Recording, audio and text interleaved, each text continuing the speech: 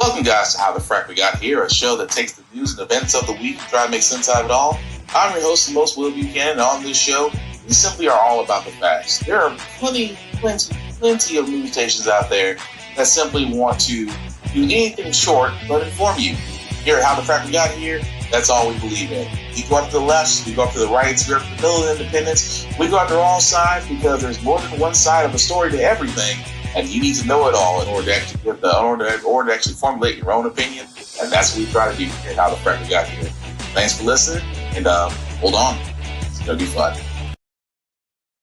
All right, guys. Today's date, November 20th, 2024, and this is How the Frack We Got Here. I'm hosting the most Will Buchanan on the Frack We Got Here. We do take the events of the week and try to make sense of it all. Before we get started, guys, let you know that we do pride ourselves on being a news podcast, which means we do get our sources from the most reputable areas with award-winning journalism. We do not do sensational news like Fox News, The Blaze, the Daily Beast, Newsmax, News Media, all these other places that are pretty much just junk. Whether extreme left or extreme right views you get your views from, we simply don't do that. We provide you with nothing but just the facts. At the same time, guys, we do try to watch our language, although the beginning of this title of this podcast suggests otherwise, but we try our best. At the same time, guys, we may show some things might be too graphic for our younger viewers. So if your discretion is advised, aside from that, welcome. So, welcome to the Kaka Show, or as I like to call it, the beginning of Trump's picks. We said it last week, guys. When I said meet your new death panel, I wasn't kidding when I sat there and actually meant that. Meet your death panel. The death panel they always talked about. Well, for that simple fact of the matter, guys, the picks that Trump keeps making, because Trump only picks the best and smartest people. The best and smartest people because he's a smart person. No, he's not. He's an idiot. That being said, guys, let's get through this because let's meet the next bunch of people that basically bought their own positions, if you will. Lutnick wanted to be Secretary of the Treasury. He didn't get that, but he got something else today? Yes, he is going to be Secretary of Commerce. Of course, he will have to also get confirmed, but it does seem as though this was a consolation prize for that Secretary of Treasury. Just as we've been reporting, there had been somewhat of a knife fight, which we were told by advisors was led by Howard Lutnick when he decided to put his name in the ring for Secretary of Treasury. The other candidate at that point had been Scott Bessent, a hedge fund manager. We still don't know if Bessent is the only one left. We had been told they'd expanded the list. He did a number of interviews over the last 2 days with new candidates for Secretary of Treasury. We'll see if we get that tonight. Just remember, this is one of the biggest positions that is left. So whether or not this Howard movement comes with eventually the Secretary of Treasury.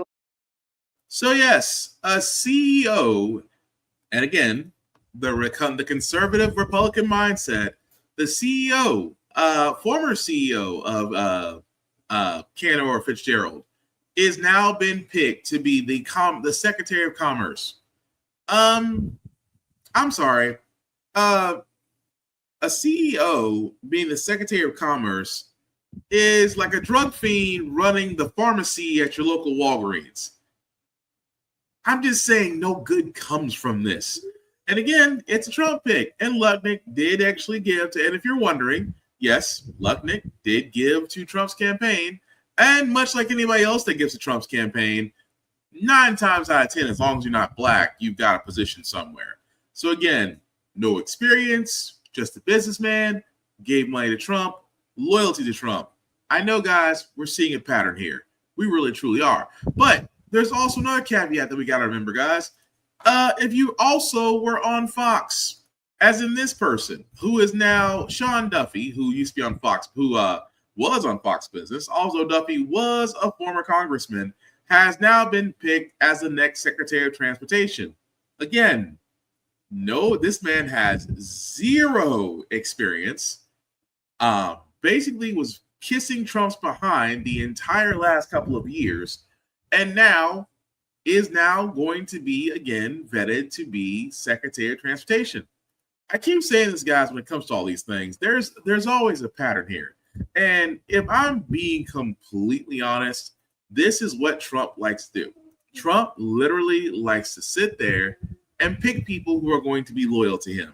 You know, it's kind of like a bad manager. They only pick brown nosers. Well, unfortunately, this bad manager is about to, again, who was already president-elect, is now about to be president again. But that's not his only picks that have got everybody scratching their heads outside of Matt Gaetz. He's also picked, Dr. Oz. Well, actually, I don't think on this one, Dr. Oz, but you'll get the idea. And announcing 2 new administration picks, TV personality and physician Dr. Mehmet Oz as the Centers for Medicare and Medicaid Services Administrator, who Trump says will, quote, work closely with Robert F. Kennedy Jr. to take on the illness industrial complex. So let me stop it right there. Dr. Oz, a man who, again, was famous because, Oprah brought him on her show, a man who eventually had his own show, a man who has swindled and pendled much medical advice that has kind of been questioned by the entire community, is now about to be in charge of the Centers for Medicare and Medicaid, which will affect a lot of our population. And everybody's like, I could see people from Fox News. Well, he is a doctor. He's a practicing physician. He's published many papers. He's been on Oprah. Surely he can be qualified. No, because Dr. Oz has peddled some stuff, much like Dr. Phil, who, by the way, Dr. Phil is actually kind of walking back his comments since he spoke out at a Trump rally. And now, folks starting to leave his ass. And now he's like, oh, well, no, I didn't do that. I didn't do that. I supported Trump. I did that because Kamala just pretty much disrespected me, because I'm Dr. Phil McGraw. Yeah, we got it, you idiot. You did it because you thought you get some shine, found out you got some shit. But again, Dr. Oz leading the Medicare and Center for Medicare and Medicaid doesn't inspire me with a lot of confidence, because he wants to work with Robert F. Kennedy, a man who is in charge of health and health initiatives. If he's approved, this man, Robert F. Kennedy, a man who sounds like he needs a throat lozenge, Ricola, lemon tea, and a humidifier to understand him, because he sounds like if Vince McMahon sounded any more sinister, he'd be Robert F. Kennedy. That's all I'm saying. But again, he's supposed to be leading health initiatives, a guy who has had brain lesions, a guy who has admitted that he has carried several animal carcasses, a man who is just flat out effing weird, will now lead health initiatives. And now Dr. Oz, TV personality, last time until he did a practice, will now be leading the Centers for Medicare and Medicaid. How many people right now are wondering, should I really have voted for Trump? And the answer is no, you shouldn't have. But now, you FA and you FO. Welcome to the Kaka Show. And their thing, not even done. The last pick, we finally have a Secretary of Education. And I guess I'm happy it's not Betsy Davos, but at the same time, another person who has previously served Trump, and again, will now be leading education. And I know, after I play this video, it's going to be a little bit off. Overnight, President-elect Trump tapping Linda McMahon to lead the Department of Education, which he has repeatedly vowed to shut down. And one other thing I'll be doing very early in the administration is closing up the Department of Education in Washington, D.C., and sending all education and education work and needs back to the states. McMahon, who served in Trump's first administration, is a former World Wrestling Entertainment executive. It comes as Trump. So let's stop it right there for a second, because Linda McMahon. For all those who were really into, if you're like me and you've been into wrestling since you were 5, you'll know that name. For all those that don't, let me enlighten you. There's a documentary right now on Netflix called Mr. McMahon. That's about Vince and Kennedy McMahon, the man who single-handedly may have killed territorial wrestling, at the same time created an empire in doing so, who is now under federal indictment. Sucks to be him. His wife, however, was an executive of the World Wrestling Entertainment Corporation, was actually the Secretary of Small Business Administration in Trump's first administration, will now lead the secretary, will now, if approved for her nomination, will lead education. Which I know a lot of people are scratching their heads and going, well, wait a minute. If she was in, wait a minute, Trump just sat there and said, above all else, he wants to get rid of the Department of Education because he wants to allow education and its responsibilities and accountability, mind you, to go back to the states, to which a lot of people are going, you know what, that's not a bad idea. For a lot of us who see the writing on the wall, no, it is a terrible effing idea. The reason why I say that, outside of two reasons. Linda McMahon has no education experience. She's never been an educator. She's never done a curriculum. She's never ran a school. She's never done any of these things. Much like Betsy DeVos, who basically donated to Trump's campaign and was awarded a position, so Linda McMahon. And again, I keep bringing this up as to why this is a problem. Because here's the thing, and I'm gonna keep pointing this out. The reason why it's a problem, ladies and gentlemen, is because the simple fact of the matter is you have these positions require experience. You know, for all those that are, you know, on LinkedIn and Career Builder and just in jobs in general, you're probably getting the whole thing of, oh, we need experience in here, here, and here. We need experience there. We need experience here. Because, you know, most jobs aren't just willing to train people no more. Now they just want to pay for experience or pay lack thereof. But you see what I'm getting at. Anyway, the fact that we still have jobs that we are pretty much trying to go for, ask for experience, yet if you kiss the expired California raisin's ass, you will get a position. And again, this is the reason why Linda McMahon is pretty much there, because she's loyal. She was loyal to Trump in his first administration. But again, Secretary of Small Business doesn't really do shit outside of, you know, quietly doing what Trump wants you to do. And again, Trump wants to dismantle the secretary. Trump wants to dismantle the Department of Education. Why? Because he sees it as a problem. Here, this is what I'm going to keep saying, because this is the one thing conservatives hate. Conservatives hate smart people. Conservatives love dumbasses. There's no other way I can sugarcoat that. Conservatives, I keep saying this, and there's a study to this, that the more educated you are, the less likely you are to vote conservative. Because again, conservatives love misinformed, ill-educated people instead of, you know, people that are actually going to think about everything you say as you say it. Which in this case, why Republicans want to attack education. Why they want to attack education? Because you want to ensure that the next generation is going to be so dumbed down that they are going to vote against their own interests, i.e. every red state out there. And again, here's another reason why you should be concerned that the Department of Education is basically under threat. This is in Texas. Texas officials want to add Bible lessons in public schools. Let me stress that again.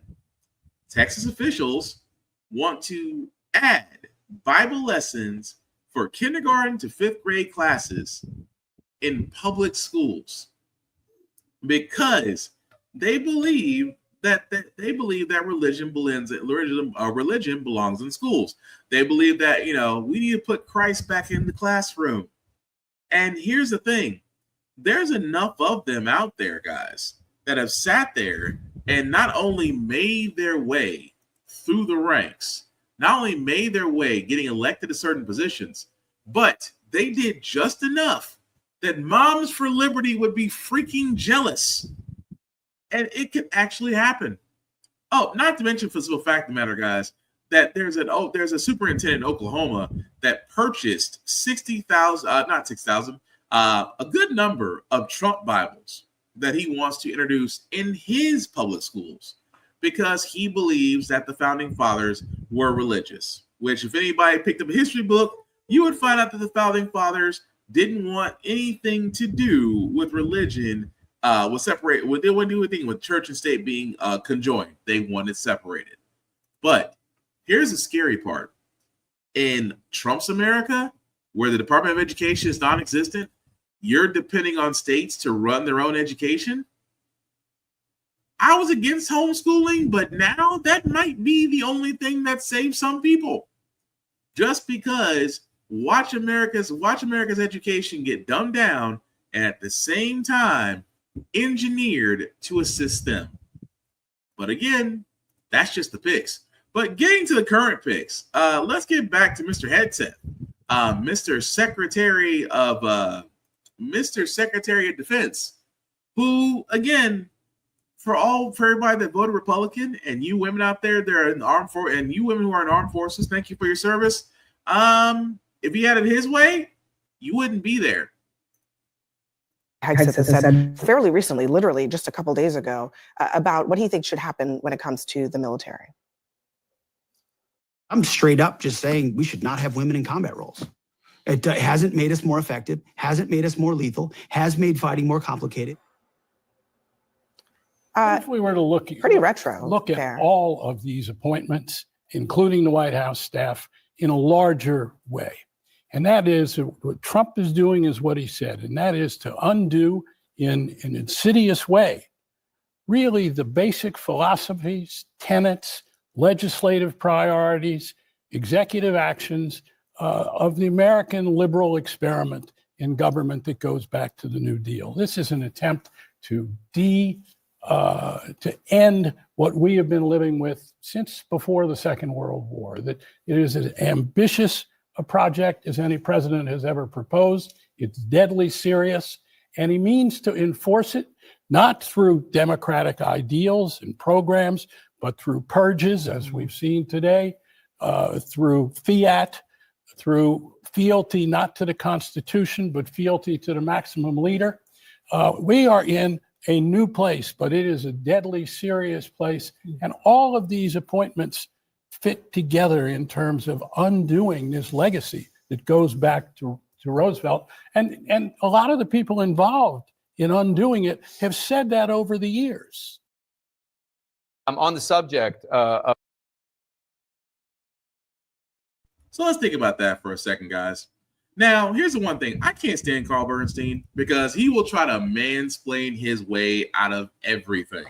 But yes, this pendejo decided that, say, women don't belong in the military. Oh, how 1950s of you, sir. Because, you know, well, you understand because he's an Iraq war veteran. He's a Bronze Star medalist. And I'm like, and yet a woman can't serve the same way a man can?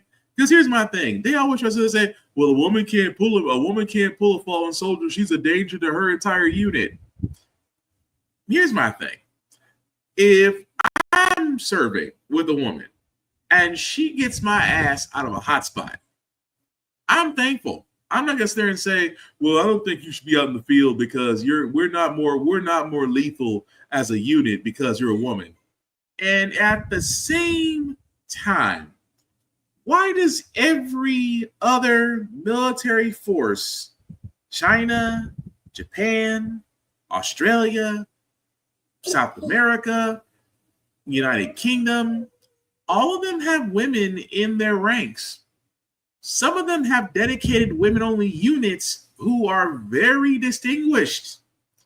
And yet we got good old boy here who, if the Senate, if Trump and his new friends have their way, could possibly lead to denying women military service if they so choose. And again, it is amazing how much they try to put logic behind their sexism.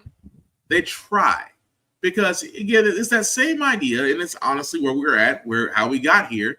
Because no matter what, America out there doesn't want to admit you don't want a woman to be president.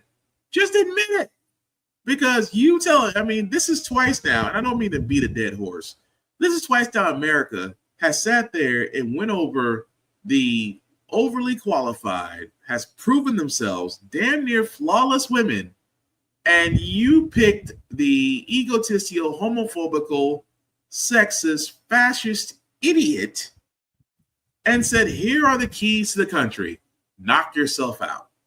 You did it twice. And yet now you're about to have a defense secretary who doesn't believe that women can be combat capable. Women are combat capable. Because if women can do everything a man can do, why is that when it comes to military service, there are some out there that just don't want to be honest. And by that, I mean the Republicans saying, we want you women to act like they did in The Handmaid's Tale. We just want to have you as broodmares in the kitchen and nowhere near our fighting forces. Please and thank you. But they can't say that because then you have to call them what they are. Sexist and idiots. But hey, that's most of Trump's cabinet. But to take a break from that for a second, guys, there is some good news outside of this caca show that we kind of got right now. Wyoming, or a judge in Wyoming, may have gotten this right because a judge has just struck down abortion laws in Wyoming, including a ban on pills to where you can ban on abortion pills that you get through the mail. And again, this is great news because if you guys haven't noticed, we are approaching Trump's America. And at this point, what they want in Trump's America, they want you guys to basically be broodmares. And for a lot of women, I don't blame you. I don't even blame women in the 4B movement, honestly. I don't blame women for protecting themselves. I don't blame women for making sure they have access to health needs for themselves, including abortion. If that's what you want, go for it. Because that's your body. Your body is your choice. Whoever did that whole thing of, your body, my choice, you deserve everything that you're getting. Because I can't stand when guys do that. See, guys think it's cool to sit there and, hop on the dumb trends where that Nicholas Fuentes Fuentes, whatever the hell his name is, he FA'd and then he FO'd because you deserve everything you're getting from that by literally sitting there saying this dumbass slogan of your body, my choice. Here's my thing. And I don't mean to say this, but here's how I would combat that. Every time I think a guy was going to say that thing is cute, I was like, you know what? Let the guys in the LGBTQ plus community say that to you men. And try to get angry about it. Try. Well, I, laugh my ass in the background. But going back to Wyoming, that's a great thing because women need access to all health options. And again, because some people are completely twisted on the fact of, a woman's body and her right to choose, because that's all it is, a woman's body and her right to choose, and that nobody should be stuck in the middle of that. I mean, it's just that freaking simple. But good on you, Wyoming. But let's get to the elephant in the room, shall we? Mr. Matt Gaetz, Mr. AG, Mr. How the hell do you avoid I'm not going to say it's a Law and Order SVU moment just because me and my wife have been watching that quite a lot. But again, the story with him right now is that, well, he was picked for AG. He immediately resigned before the House Ethics Committee was going to release their report. Now, again, the news we're about to say is a little bit graphic, so viewer discretion is advised.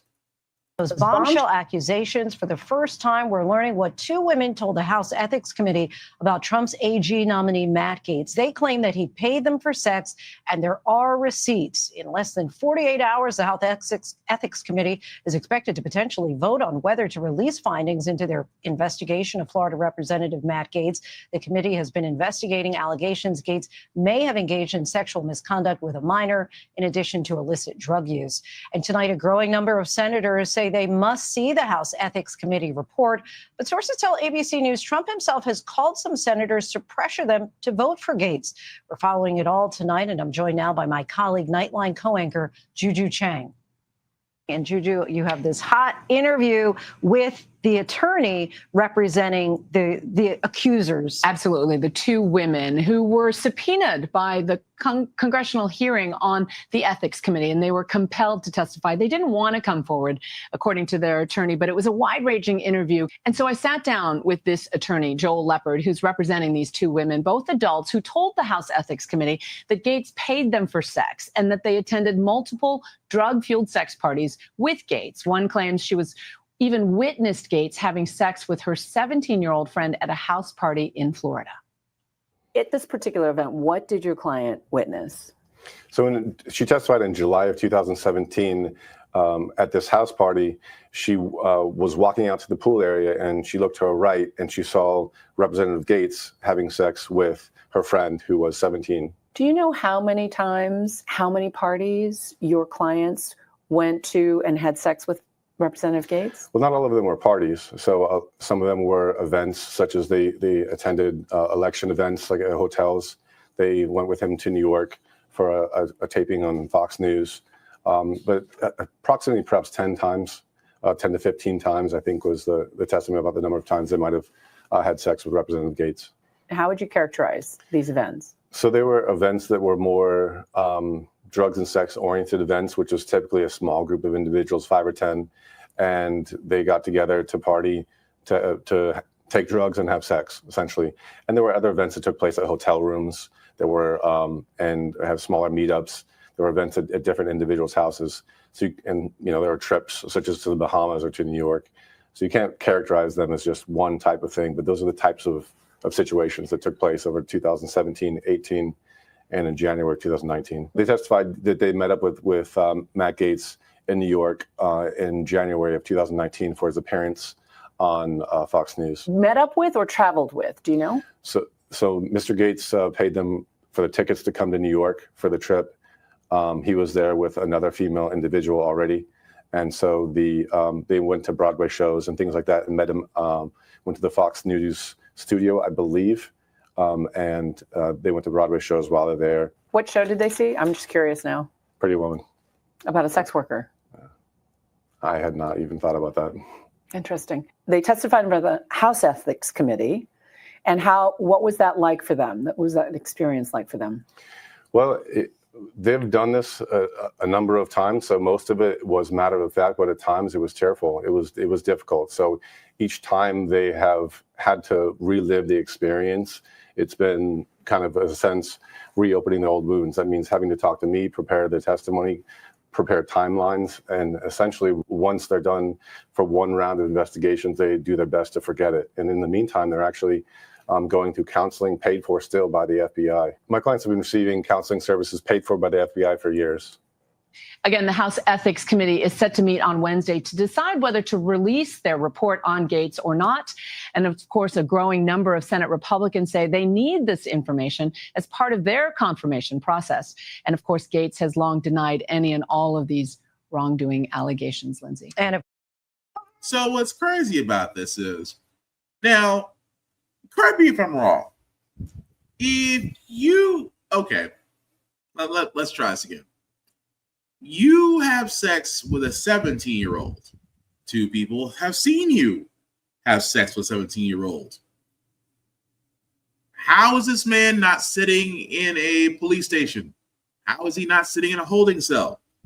Because anybody else would be where Diddy is now. And I'm not saying, I'm not trying to do the whole, free Diddy or any of that. Oh, that mess. That man deserves everything he's getting to him.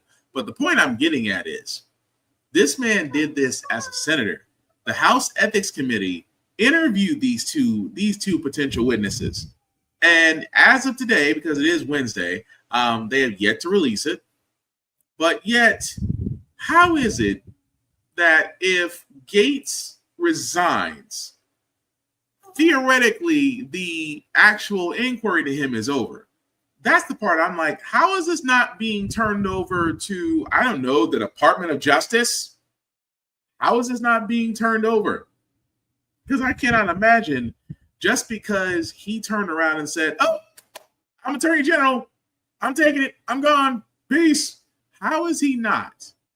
How is it not? Because he is, and again, the Senate confirmations haven't happened for any of these yet. But the thing I'm getting at is, how is it that, okay, if you've got enough evidence for a case to be done, why is it not being thrown over to the Department of Justice? Why is not Merrick Garland and his Department of Justice for the next foreseeable 2 months not looking at this and going, yeah, we need to charge him? Because this is the problem that a lot of people, and I'm just being honest, this is the problem that a lot of people are going to have about this. What they're going to sit there and say is, what's the point if he does not see a courtroom? Because what are we saying to the American people? We are pretty much saying that, hey, if you're a congressman, you can get away with it. Because that's essentially what Gates is doing. Gates has sat there and said, it's almost as if Gates kind of got the heads up about the report coming out. And it's like, oh, dude, if you don't leave now, kiss your AG position goodbye. It felt like he got a heads up and he flew the coop. And to the House committee, the House Ethics Committee, I'm going to throw this out there. Why not just go ahead and release it? I am honestly trying to figure out what is the holdup in releasing this report. Oh, I mean, you're not going to. My thing is, Gates still has to go through a Senate confirmation hearing. Senate Republicans can sit there the entire time and be like, oh, we need to hear this report. We need to see this before we make our decisions. I love when Senate Republicans just come out of nowhere and say, well, we need to see this before we make our decisions. You're going to toe the party line. That's what you're going to do. Senate Republicans kill me when they sit there and go, "Oh, well, we need to look at what was found before we make decisions." Your decisions already been made. Say what you want about Republicans, but when Republicans, it's time for them to vote, they stick together like glue, even when that person is guilty as caca. Even when he is as guilty as all get out, they will still vote for him. So this whole thing of let me see the evidence. Yeah, okay, because when it comes down to that Senate confirmation hearing, you know what's going to happen? All in favor of voting Matt Gaetz as Attorney General. Watch all of them, and it's amazing, including the women who are senators. Watch all of them confirm him. If a Republican votes against his confirmation hearing, I will be surprised, because I'm going to tell you how it's going to go. All Democrats are going to vote against him. All Republicans are going to go vote for him. And you know, at this point, because the Senate right now is owned by the Democrats, unless Republicans can get enough Democrats to vote on this, you might block it. Might. But at the same time, how is this man's case? Because any other individual who did what he did would be looking at a judge in a courtroom, not potentially the president-elect and his idiots, and being in a position to where he could basically burn everything down. Because that's what Republicans do. Republicans don't build, they burn everything down, and much like vultures, they pick apart the carcass and give it to their friends. Again, I'm not surprised by that, but at the same time, House the Ethics Committee, what the frack are you waiting on? And also, the senators that are trying to sit there and show some compassion, really? We already know what you're going to vote for. Because, again, welcome to the Kaka Show. That also being said, guys, you ever been in a Panera Bread just because an old white lady looked at your shirt and asked you, are you for Palestine? And you say yes, and then she decides to attack you? I give this person great restraint because, honestly, if someone attacked my wife, I'd probably be in jail. A 64-year-old woman has been charged with 2 counts of hate crime and 1 count of disorderly conduct following an incident at a Panera Bread just outside of Chicago, according to Downers Grove Police. It was partially recorded in this video. Call the police. She came closer to our face and then started asking, "Are you Palestinian?" I was like, "Yes, I am." And then she proceeded to scream in my face, "Palestine." Call the police. Stop. Wasim Zaran said the woman started yelling expletives because he was wearing a sweatshirt with the word Palestine written on it. His pregnant wife then started filming the altercation. She specifically asked, "Are you Palestinian?" And I said yes, and then she started getting physical. The complaint filed against the woman says that she, quote, allegedly committed a hate crime by reason of perceived national origin of 2 victims. Police identified the woman as Alexandra Sostakowicz and arrested her the following day. She is scheduled to be arraigned in December, according to CNN affiliate WLS. CNN reached out to Sostakowicz, but didn't hear back. Yeah, you don't expect to, because she flipped out because the man was wearing a Palestine shirt. I'm sorry, wearing a shirt that had the word Palestine on it. And she asked him, "Are you Palestinian?" He said yes. She flipped out. I'm sorry.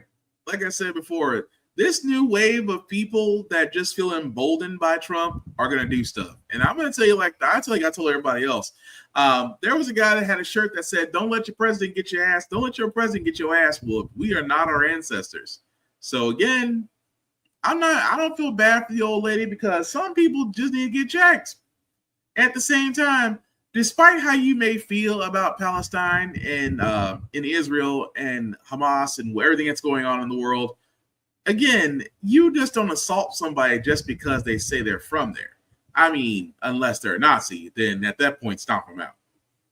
You call yourself a Nazi, you deserve to get stomped out, because, again, a lot of those people that want to be Nazis or trying to be like Nazis have been marching and protesting areas, and they've been marching and protesting areas untouched. Now, I am all for protests and I'm all for freedom of speech, but I'm sorry, when your freedom of speech is coming from a place of hatred, the only way you're going to get the hint that we don't tolerate it is that you got to get stomped out. My name is William, and I approve this message. But moving right along, guys, I hate to get back to Trump, because, again, this is what I was worried about, that the Democrats, and they really drug their feet, specifically the Department of Justice drug their feet. And now everybody's just waiting for the shoe to drop. What I mean by that, guys, is that his court cases, specifically one of them is sentencing, have been pushed back. Surprise, surprise, surprise. Prosecutors told the judge in President-elect Trump's hush money case they opposed dismissing it, but said the sentencing could be delayed. Laura Jarrett is here. Laura, the judge has a big decision to make here. Another first in this nation's history, Lester. The judge could decide to postpone the sentencing until Mr. Trump is no longer in office, meaning 2029. That's something that the DA proposed for the first time today. We could also see him wipe out the conviction entirely. That's what the defense team wants. Obviously, the prosecution pushing back. No word yet from Judge Merchan on when exactly he will rule, but you'd have to expect he's going to do this sometime before Inauguration Day, Lester. All right, Laura Jarrett. Yeah. Okay, so again, it is amazing to me that Trump, that felon, may actually beat all his cases. Why? Because the simple fact of the matter, guys, that his legal team knew exactly what the frack they were doing. Delay, push back, attack, delay, push back, attack. What Trump does best outside of bankruptcy and just overall lying to people, his lawyer team, his team of attorneys, his department of attorneys are very good at literally pushing the goalpost back. And what was the goal? What was the goal? Because he's running to be reelected as president. So he can't have this, and it still behooves me, baffles me even, that, again, before Trump was president-elect, he was a public citizen. He was a private citizen, like all of us. He had no bearing. He had no power in office. He may have ran the Republican Party with an iron fist, but at the same time, he had no power. And yet, let's think about the court cases. His sexual assault case, his Manhattan mortgage fraud case, his case about the documents from the FBI in Florida, his election interference case in Georgia. That's just four major cases which should have disqualified anybody from running as president again, and should have been able to run easy. But thanks to President-elect and his lawyers, what did they do? Every case, I'm sorry, let me get that wrong. 2 out of his 4 major cases, because his case of sexual assault, he was found guilty in. His case in the Manhattan mortgage fraud, he was found guilty in. And in his Manhattan case, was supposed to be sentencing. Mortgage fraud. Again, this is a man who literally swindled his way. Him and his pops didn't lease apartments to black people. Trump himself has sat there and said, I don't want black people counting my money. This is the same Trump who sat there and took a five-page ad out in the paper against the exonerated five in that infamous New York City event where he sat there and said those five should be executed, and they were teenagers. This is the same Trump who could not produce his tax returns, even though he has written off billions of dollars. And yet, because he's not president-elect, and again, I hate to say this, it is the opinion of the Department of Justice not to indict a sitting president. They treat this as law. And I don't know why something as opinion is being treated as law. Because what for? If he's guilty, he's guilty. Because it doesn't help that the Supreme Court just months ago turned around and sat there and said, well, there's some acts that a president does he is immune from. To which Trump's like, yay, I'm immune from us. I did some acts that I could possibly criminalize for. But again, the cases that he's a part of were all before he was president. So what am I getting at here? We may not see justice. I'm just going to go ahead and say it. We may not see justice because there are some people in positions of power that could literally do what we always said about the law, that no one is above it, not even the president. And yet at this freaking time, you can turn around and actually make that a true statement, because so many other countries have jailed, even brought their president on trial.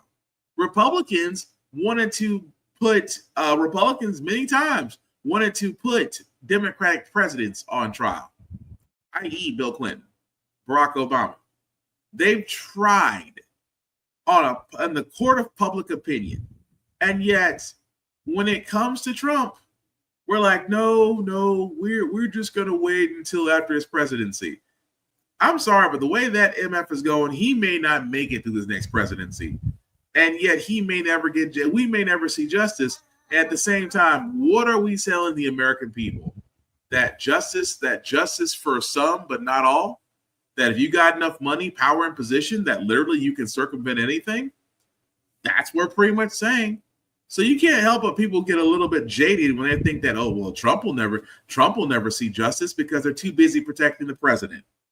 At the same time, let's just stop saying nobody's above the law anymore if this passes. I'm just saying, because Matt Gaetz, who really should be a pedo, may wind up being the next attorney general. And we already have a felon who should be looking at the inside of a jail cell, will now be our next president. Miss me with the bullshit. Speaking of the bullshit, Trump is still talking about deporting illegal immigrants, and he wants to use the military. Turn to a development in one of President-elect Trump's campaign promises, mass deportations of undocumented immigrants. This promise is already taking shape, as NBC News is reporting the incoming Trump administration is in talks with private prison companies about expanding immigrant detention centers across the nation. Mr. Trump further outlined his deportation plan yesterday by responding true to a Truth Social post, that's his social media platform, saying he will declare a national emergency and use military assets to deport undocumented immigrants. NBC News Homeland Security correspondent Julia Ainsley joins us with more on this. Julia, good morning. So what do we know at this point about the planning underway for these deportations? And do we know which groups would be targeted first? Well, Savannah, that was one word to say a lot. And the way that tweet from that person from Judicial Watch read just said military assets. So there's still a lot we don't know. In the past, Trump, as well as other administrations, have used some military assets, like the National Guard. Under the first Trump administration, active duty troops were sent to the border to build barriers. The line is drawn, however, and it's drawn pretty clearly by the Constitution, that the U.S. military is not allowed to enforce domestic law. That means they can't put handcuffs on migrants. They can't actually detain them, arrest them, and take them into custody. That is always left to Customs and Border Protection and to the Border Patrol. So in this case, it's unclear what he means by military assets. But if he's talking about invoking a law that he's talked about before, the Stafford Act, it would make him basically say, we are under an alien invasion from a foreign government. That would be hard to argue in court because, of course, most of these migrants are leaving countries that they're trying to flee the government, not representing a government themselves that's invading the United States. So that has been an idea floated in the past. Whether or not he goes that far still remains to be seen. And Julia, as you point out, we don't have exact details in terms of the military assets that would be involved, what that looks like. But what impact will deploying the military, just generally with what we know, have on the situation? Well, certainly it will be something that will cause attention. Whether or not it will actually end up arresting more migrants remains to be seen. It's something that is a bit of a muscle flex for the president. It's something he did in the previous administration to show he was serious. It's something other states have done. A lot of Republican governors will send their National Guards from their states, even not border states like South Dakota, what we're seeing from the incoming DHS secretary, something that she offered to Texas to send her National Guard, something governors have done in the past to show they mean business. Whether or not it actually increases the number of arrests remains to be seen because, of course, if he doesn't cross that line of actually arresting more migrants, that wouldn't increase it. What would is if he taps local law enforcement, something he said he's done, something we've heard from some local sheriffs they're willing to do. If they start arresting migrants, that would increase the manpower of ICE to go out and do more arrests. That would actually have a very large impact on deportation, Savannah. So what's amazing about this is it's like, well, we don't know what the president may do. Yeah, we do. Because, well, he ran on this. His whole thing was, I'm going to do the largest deportation of illegal immigrants because they're bringing their worst over here. They're bringing their murderers, their rapists. And, you know, for people that don't know any better, i.e. idiots, they ate that up. So now Trump again is like, well, I'm going to use the military. And somebody on the other side should be saying, no, you can't use it the way you want to. But he's surrounded himself with yes men. He wants to remove Joint Chiefs of Staff. He wants to remove Joint Chiefs of Staff that simply will not do his bidding. So again, who's not to say that you will not see armed forces helping along with law enforcement? Because we know the good old boys in Texas and Georgia and Alabama, and for some odd reason, my landlocked state of Tennessee are all too happy to help with the border crisis that is 1,100 miles away from us. I'm just throwing that out there because we've seen what happens with Texas. Texas wanted to hold the line with letting people in, and what did we see? We saw ads from Tennessee. We saw ads from Florida. We're going to help out Texas because they're trying to keep our borders safe. For what? Here's the thing about immigrants. Immigrants don't just hop fences. They take planes. They take cars. At the same time, our economy, the way it runs, immigration is a catalyst. You remove all these so-called illegal immigrants. You remove them from America, and America will look drastically different. Because again, for all those, I always say, who are these legal immigrants harming? Are they taking your jobs? Because they're really working the jobs nobody wants to work, agricultural and service industry. So when you remove that, businesses are going to have a hard time finding employment. You already saw it in Florida. DeSantis decided to flex a little muscle, and what happened? Construction crews got mighty short. People who were working vineyards weren't working as fast as immigrants. Crops got lost, money got lost. And let's be honest, the only way you really do change things in areas that will understand it is you speak money. They lose enough of it, you get their attention. And we're about to find out, again, if he pulls this off. Because I actually put this in the same caliber as conservatives believing that someday the government's coming for your tricked out $1,500 gun from Buzz Pro Shops, from Bass Pro Stores. They're not. Let it go. The government has access to way much better stock than the $1,500 AR rifle that you bought on a whimsy because you thought it was cool. So I leave it at that. But moving right along, guys, I do got to stay local for a second because I keep bringing this up about Republicans and how they operate. Republicans do not build, they burn. They burn it to the ground and then sever the carcass and then give it out to their friends and call it progress. Don't believe me? Tennessee State University. Republicans moved the entire TSU board and decided to take it over for themselves. That was 7 months ago. Developing right now, Tennessee State University is facing a financial crisis. And all of this is according to university officials. And we've talked about it for years now. We've been following all of the issues that the university has faced. And now we're looking at layoffs. The university saying about 115 employees will be laid off this fall. And they're still struggling, even after the state advanced them $32 million to try to shore up their payroll through the end of the year. So we are working to get some more answers from Fox 17 News. Madeline Nolan joining us live outside of the Avon Williams campus this Friday morning. Madeline, what are lawmakers now asking of Tennessee State University?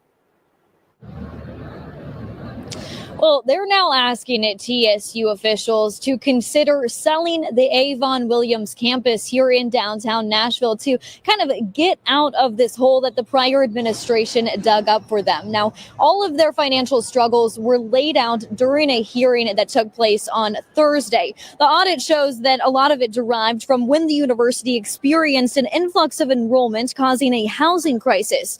But then also when it came to distributing scholarship money, pointing out how the former administration used a one-time federal COVID-19 grant to fund these scholarships, but couldn't uphold them in the following years. The previous administration and trustees have driven this university to a breaking point, and it is up to you to reorganize, reorient, and lead a rebirth of this university. Now, moving forward, the state urges the university to consider laying off more employees, and that does include tenured professors. Right now, TSU says that their monthly payroll expenses between $18 to $20 million. You can learn more about their financial crisis by going to our website at fox17.com. Again, that is Fox17.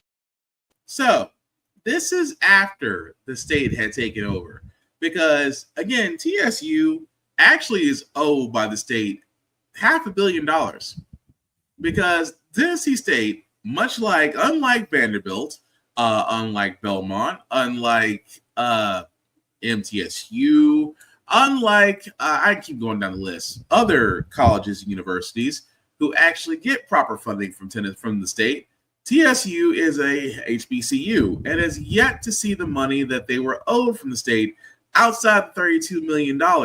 Now, here's the crazy part, because a lot of people are wondering, well, how did we get here? Well, it's easy. Republicans wanted to look at Tennessee State and go, we want that. We want what you guys have. Location, location, location. How do we do it? We'll starve you.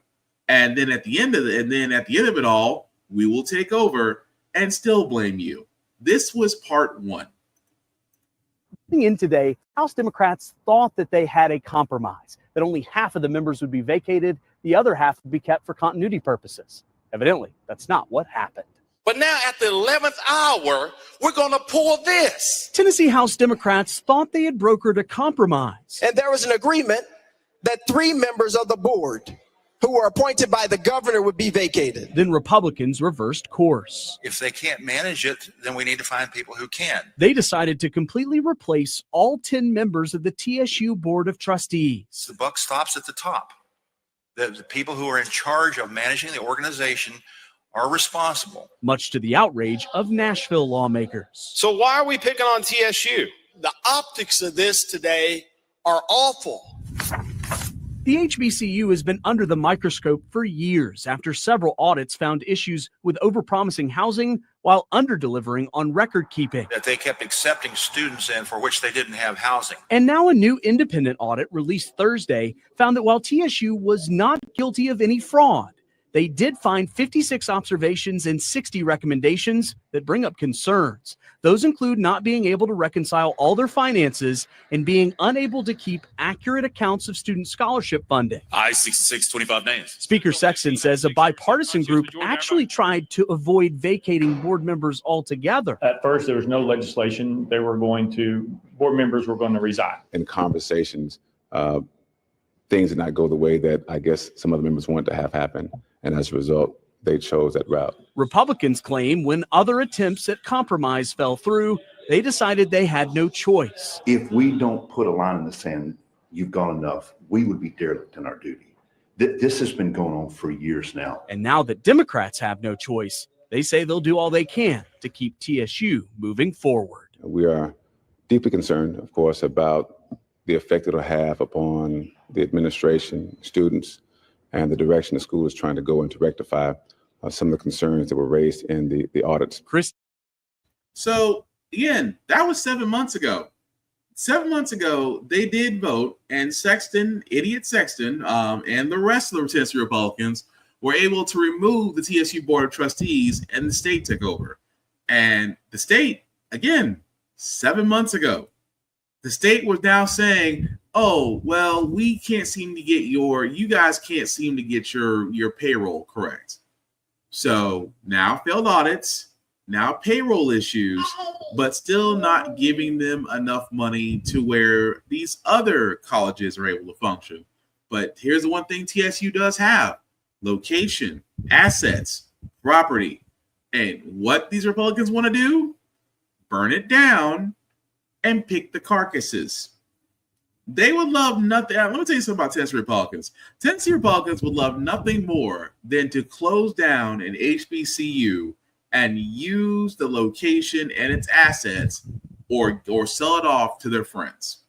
And that's what they want to do at TSU. They're wanting to turn around and they're wanting to pick the car. They're burning it down, trying to, but now they want to pick the carcass clean because, suggesting they sell their Avon campus, well, to who? Because I guarantee there's a realtor out there who's a friend of those Republicans that would love nothing more than to turn around and pretty much buy it for steal. This is what I keep talking about, guys, when it comes to Republicans. They don't build, they burn, and then they pick what's left over. So again, we shouldn't be surprised, but hopefully TSU, like I said, if TSU could use some help right now, it's definitely needed because, again, TSU is owed $500 million in funding from the state, has yet to actually get it, but the state is too busy trying to basically close it down in just one location at a time. Not surprised by that. What I am surprised about, guys, is the next story, because I did talk about this a couple weeks back, where University of Rochester students saw wanted posters, specifically Jewish staff members. Well, they did arrest 4 university students that were doing those wanted posters regarding Jewish staff members. They're being charged with felony criminal mischief, but yet those 4 students' names have not been released.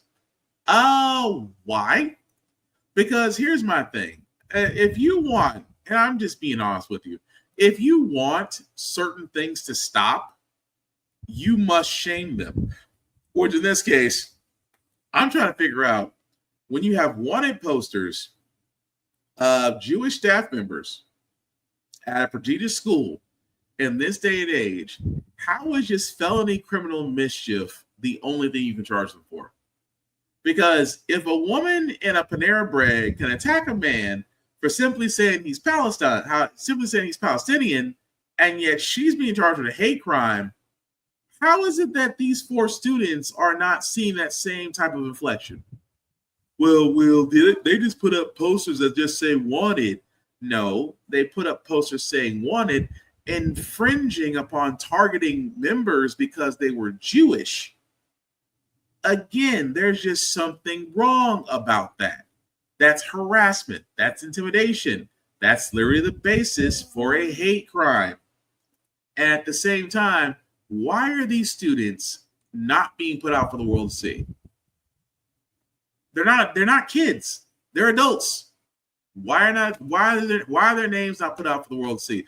This is the times I wish for at the time when it was Twitter, where Twitter and Instagram and all social media do their thing to find out who these 4 people are and roast them for the world to see. I miss those days because we're too busy protecting the predators when we need to actually shine a light on them. But we'll see. Social media may surprise us all, and those names still may come out. But it's amazing. They'd rather protect the kids because those individuals cause irreparable harm to those people on those wanted posters, simply put, because their ethnic group. That's all I'm saying. But before we get to our feel-good segment, guys, I got to talk about this because I'm confused. California, I am confused because you, California, have explained to do. What I mean by that is this, that in this election, California had a minimum wage increase ballot on their vote. Had a minimum wage motion on their ballot, and that ballot was to increase the state's minimum wage to $18 an hour. I know, nowhere near enough. Well, that actual measure was defeated. Actually failed because people were sitting there citing if costs go up, businesses will not be able to compete and may have to close their doors.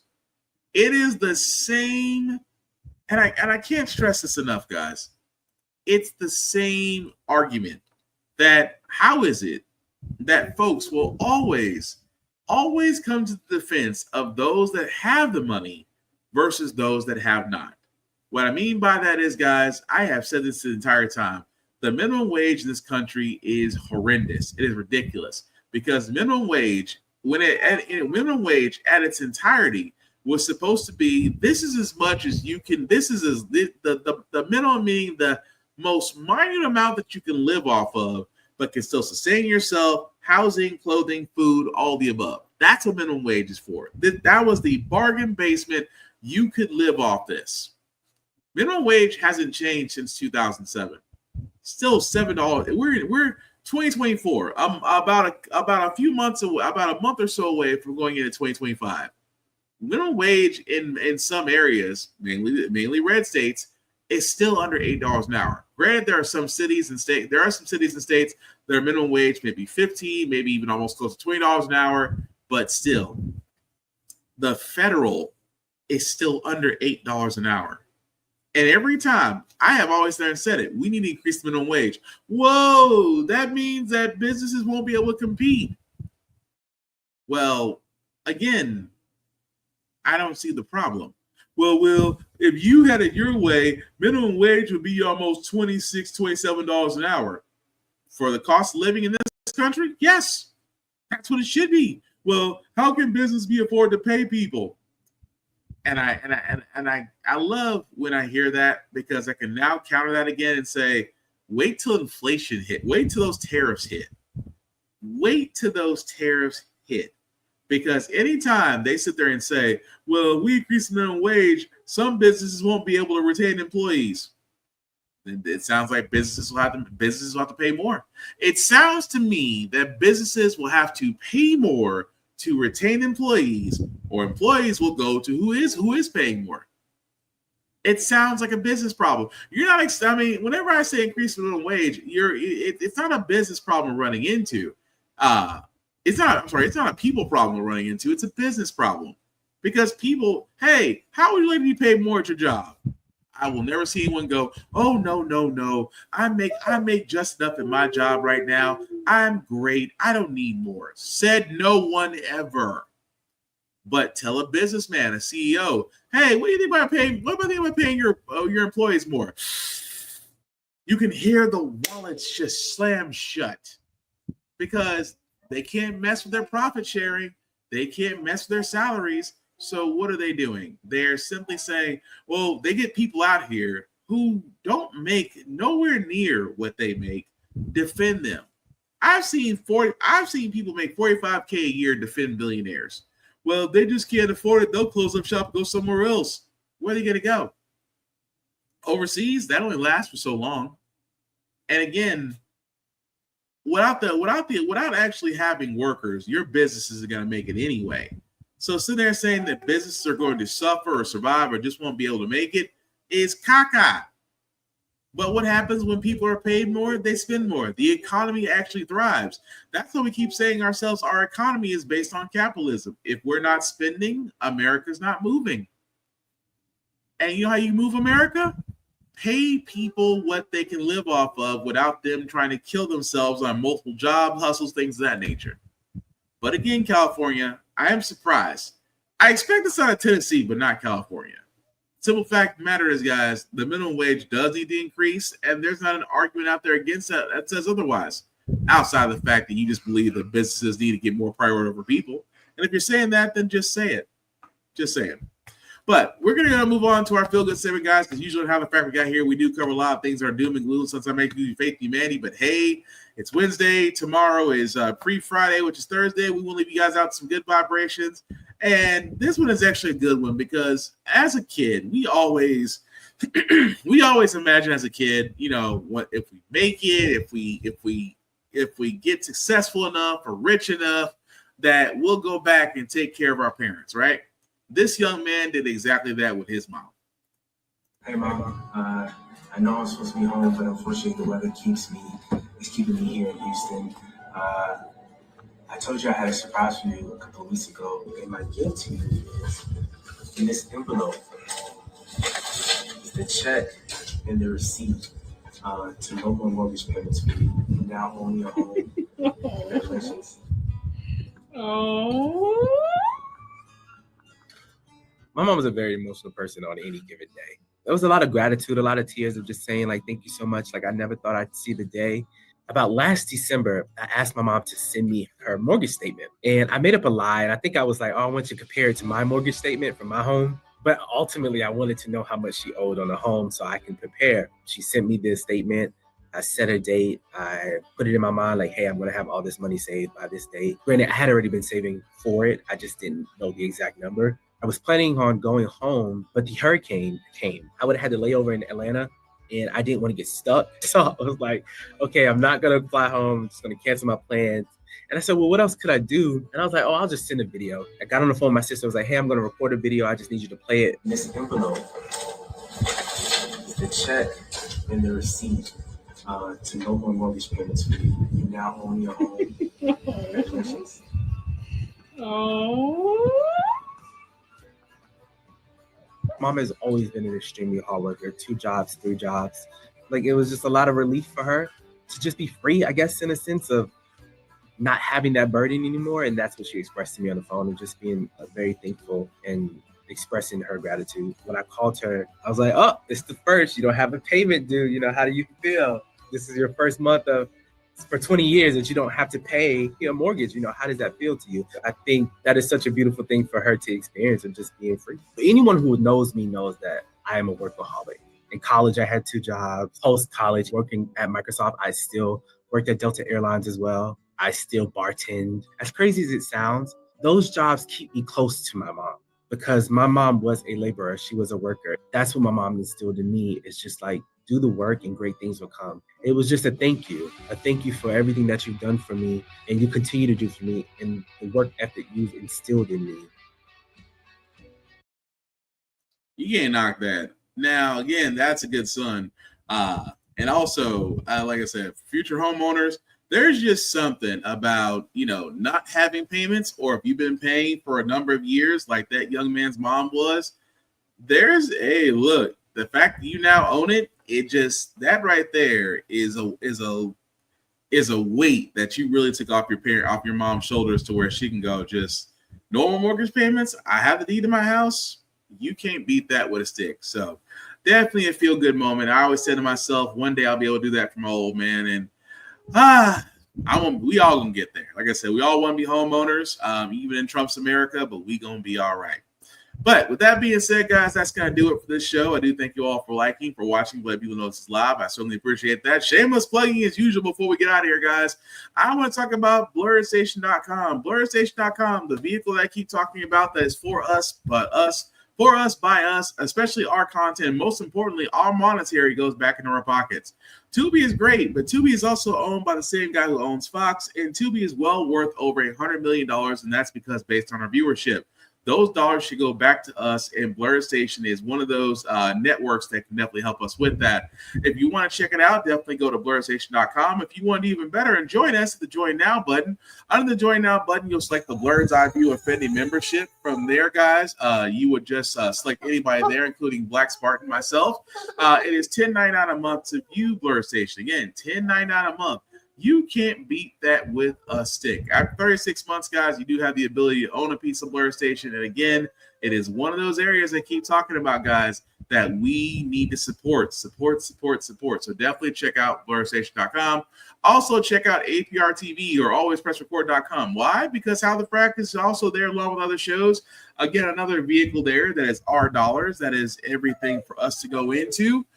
So definitely check it out either on alwayspressrecord.com or the APR TV app on your Roku device. Either way, support it. Again, our content, our monetary should definitely go back to. Definitely go back to us. Also, I keep on talking about this, guys. You want to know how the Republicans did it. You want to know how the Tea Party did it. You want to know how Moms for Liberty did it. They started here. Runforoffice.org. Now, I keep talking about runforoffice.org because I know out there's somebody that may feel the need to want to do public service. If you do, that's great. Ever wonder about how you should do that? Well, runforoffice.org can definitely help you with that. Simply put, guys, just type in your full address and they will go from there as far as telling you how to get registered in your city or state, whether you want to run locally or nationally. Again, they'll be able to help you with that. But this is what I keep talking about, guys, how they basically out-organized us. How they got people out there. Simply put, if you feel the call to public service, runforoffice.org can definitely help you. As for myself, guys, you can find me Black_Spartan615 on the interwebs. Again, I usually talk about more just current events, and I'm cool to talk to. I just ask, don't be weird. I don't have to block anybody and do anything. Just simply put, guys, keep it casual. Don't be weird. At the same time, guys, link at the bottom, make that a little bit bigger for you guys. See if you copy and paste that link into your browser. You can my link to the YouTube groups for all of my podcasts. Like, share, subscribe. Again, guys, we cannot do this. We cannot grow these channels without your assistance. So please and thank you to all that definitely do that. At the same time, guys, I know we talk about the Kaka show, and yet that's going on. Trump's not too far away from being sworn in. I will say this, Democrats, for any Democrats that may look up and listen to this podcast or watch it, you got a full month. You got the end of this month. I know Turkey Day is next week. Turkey Day is next Thursday. So, y'all getting anything done is almost impossible. But you have the whole month of December. What the Republicans did in 60 days when they knew Biden was about to be president is the same thing you can do in 30 days because Doritos can get another shot at this. You can push through nominations. You can get laws passed through. You can get laws in the books passed through well before Doritos in office. It is upon you to do so. At the same time, Merrick Garland and DOJ can actually stop pushing. Can actually stop doing trudging their feet and actually getting things done. Democrats, you can do a lot in 30 days and actually restore some faith in the American people before the next 4 years happen. Because trust me, it's not just going to be 4 years. Trump is going to try to figure out how to make this work in his favor. And again, he's surrounded himself with people who do nothing more than say yes, sir, and do what he wants. Ball's in your court, Democrats. You choose how to play it. At the same time, guys, because next week is Turkey Day, no show next week.